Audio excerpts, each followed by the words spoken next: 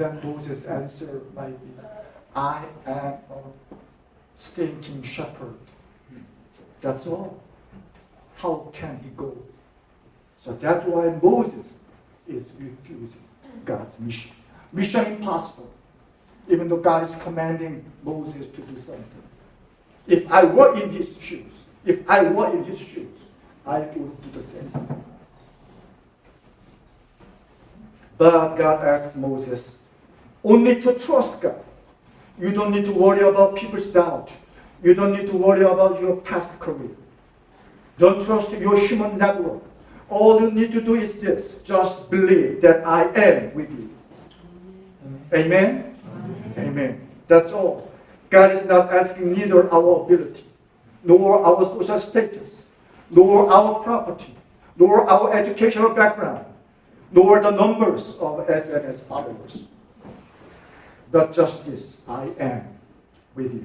Moses, believe, just I am with you. That's all. Therefore, God gives Moses a staff, a stick, as a sign of his being with Moses. Chapter 4, verses 2 through 3. Then the Lord said to him, what is that in your hand? A staff, he replied. The Lord said, throw it on the ground. Moses threw it on the ground, and it became a snake, and he ran from it. God gives Moses the ability to perform a sign, a miracle. His staff turns into a snake, and back into a staff again. Demonstrations of God's power intended to convince the people that God is indeed with him. I will be with you. Do you believe in miracle in the Bible? Do you believe in signs? If we eliminate the miracles, signs from the Bible, what else? What else left here?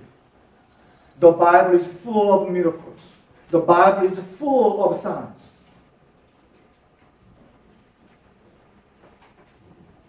It is important to note that God did not ask Moses to use something that he does not have. God asks Moses, what is in your hand? God uses what we have and has never demanded for us what we do not have. We will never know the full potential of what can be done unless we are willing to offer it to him. God is not looking for ability. He is looking for availability. God's command to Moses is simple. Throw it down. Okay, that's simple. And he throws it down. Because of his obedience, it becomes a serpent. And now the Lord says, pick it up. Now that is difficult enough. But God says, pick it up by the tail. Now everyone knows that is not the way you pick up a snake. Now that was difficult. But Moses obeyed. Moses did it. And the snake again became a rod. And his face is strengthened. God used the staff in Moses' hand as a tool of God's authority to get God's job done, to get God's children delivered from Egyptian bondage. And so this morning I ask you a question. What is that in your hand? Maybe musical talent, maybe time, maybe leadership, maybe warm heart, pleasant mind to work with, maybe driving, maybe teaching, maybe accounting, maybe sports. What is that in your hand? The Lord has used what people have in their hands many times to prove his power and authority to them. A basketball in my hands is worth about $19. A basketball in Michael Jordan's hands is worth about $33 million.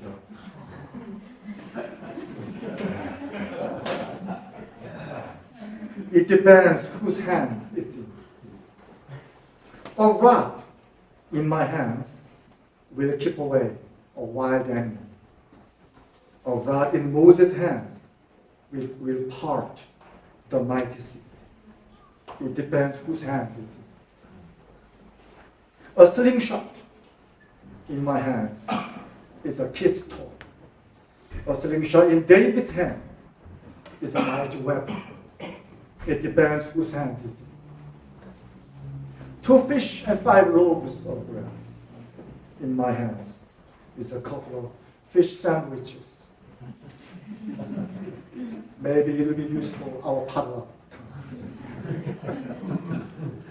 2 fish and 5 loaves of bread in God's hands will feed thousands. It depends whose hands it's in. Nails in my hands might produce a birdhouse. Nails in Jesus Christ's hands produced salvation for the entire world. Amen. Amen. And you see now, it depends whose hands it's in. So put your concerns in God's hands. Put your worries in God's hands. Put your hopes in God's hands. Put your dreams in God's hands. Put your families in God's hands. Put your relationship in God's hands. Because it depends whose hands it's in. God is with us today, here, right here. God is with us today. God was with Moses. God finally fulfilled the great achievement. God helped Moses to do it. Moses could do it because Moses believed God is with me. God was with Moses. So he could be a leader. He could be a leader.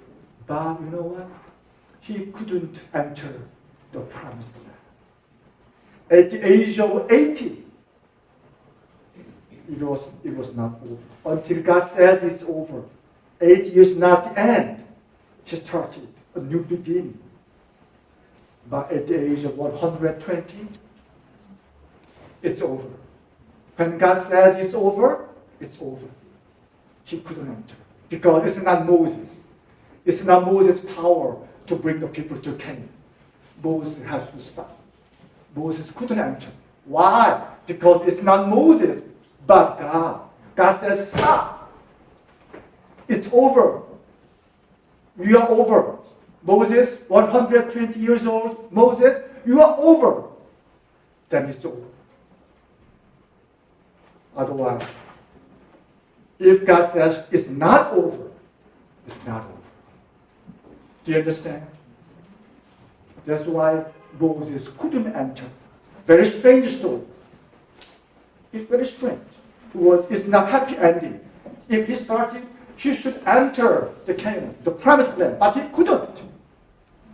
What is the lesson? The lesson is it's not Moses. It's not us. It's not human, but it's God. It's God's hands.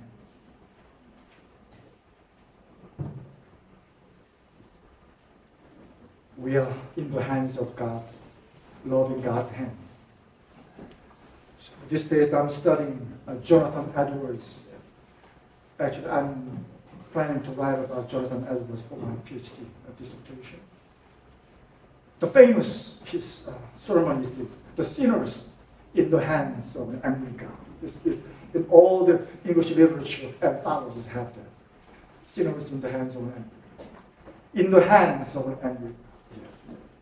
But I guess I will not change it. We are sinners, but in the hands of loving God. God loves us. God loves us. Do you believe it? That's why we are here. Even though we are not clean, even though we are sinners, God loves us. That's why we are sitting here, listening to God. So, I want to reach the promised land. brothers and sisters. I was to follow God's order. I want to be obedient to God's order and God's command. Let's pray. Heavenly Father, thank you for giving us this wonderful church and this wonderful place and this wonderful time. Heavenly Father, we praise you, we worship you. Heavenly Father, we open our minds and hearts to you this hour. Turn us unto you and keep us tuned in, even after we have left this place. This we pray in Jesus' name. Amen.